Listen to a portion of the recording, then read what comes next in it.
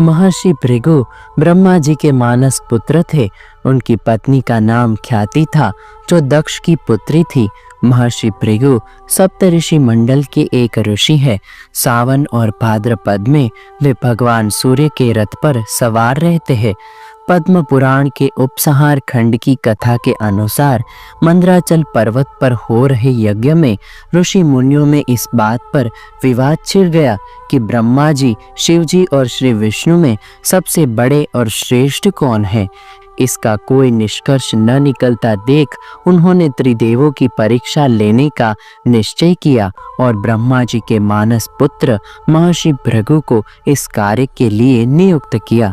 महर्षि भृगु सर्वप्रथम ब्रह्मा जी के पास गए। उन्होंने न तो प्रणाम किया और न ही उनकी स्तुति की। यह देख ब्रह्मा जी क्रोधित हो गए। क्रोध की अधिकता से उनका मुख लाल हो गया, आंखों में अंगारे दहकने लगे।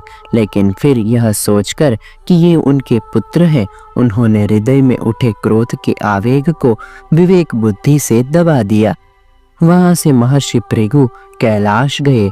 देवाधिदेव भगवान महादेव ने देखा कि भृगु आ रहे हैं तो वे प्रसन्न होकर अपने आसन से उठे और उनका आलिंगन करने के लिए अपनी भुजाएं फैला दी। किंतु उनकी परीक्षा लेने के लिए भृगु मुनि उनका आलिंगन अस्वीकार करते हुए कहा, महादेव, आप सदा वेदों और धर्म की मर्यादा का उल्लंघन करते हैं। दुष्टों और पापियों को आप जो वरदान देते हैं उनसे सृष्टि पर भयंकर संकट आ जाते हैं, इसीलिए मैं आपका आलिंगन स्वीकार नहीं करूंगा। उनकी बात सुनकर भगवान शिव क्रोध से तिलमिला उठे। उन्होंने जैसे ही त्रिशूल उठाकर उन्हें मारना चाहा, वैसे ही भगवती सती ने बहुत अनुनय विनय कर किसी प्रकार से उनका क्रोध शांत किया। इसके बाद भृगु मुनि वैकुंठ लोक गए। उस समय भगवान श्री विष्णु देवी लक्ष्मी की गोद में सिर रखकर लेटे थे। भृगु ने जाते ही उनके वक्ष पर एक तेज लात मारी। भक्त वत्सल भगवान विष्णु शीघ्र ही अपने आसन से उठ खड़े हुए और उन्हें प्रणाम करके उनके चरण सहलाते हुए बोले, भगवान, आपके पैर पर चोट तो नहीं लगी?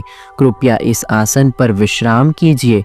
भगवान, मुझे आपके शुभ आगमन का ज्ञान न था, इसीलिए मैं आपका स्वागत नहीं कर सका। आपके चरणों का स्पर्श तीर्थों को पवित्र करने वाला है। आपके चरणों के स्पर्श से आज मैं धन्य हो गया। भगवान विष्णु का यह प्रेम व्यवहार देखकर महर्षि भृगु की आंखों से आंसू बहने लगे। उसके बाद वे ऋषि मुनियों के पास लौटा और ब्रह्मा जी, शिव जी और श्री विष्णु जी के यहाँ का सभी अनुभव विस्तार से बताया। उनके अनुभव सुनकर सभी ऋषि मुनि बड़े हैरान हुए और उनके सभी संदेह दूर हो गए। तभी से वे भगवान विष्णु को सर्वश्रेष्ठ मानकर उनकी पूजा अर्चना करने लगे। वास्तव में उन ऋषि मुनियों ने अपने लिए नहीं बल्कि मनुष्य के संदेहों को मिटाने के लिए ही ऐसी लीला रची थी। त्रिदेव की इस परीक्षा में जहाँ एक बहुत बड़ी सीख छिपी है, वहीं एक बहुत बड़ी कूटनीति भी छिपी हुई थी।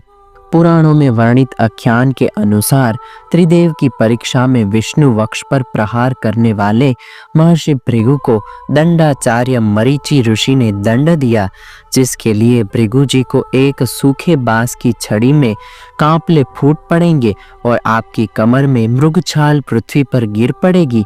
वहीं आप विष्णु सहस्त्र नाम का जप करेंगे, तब आपके इस पाप का मोचन होगा।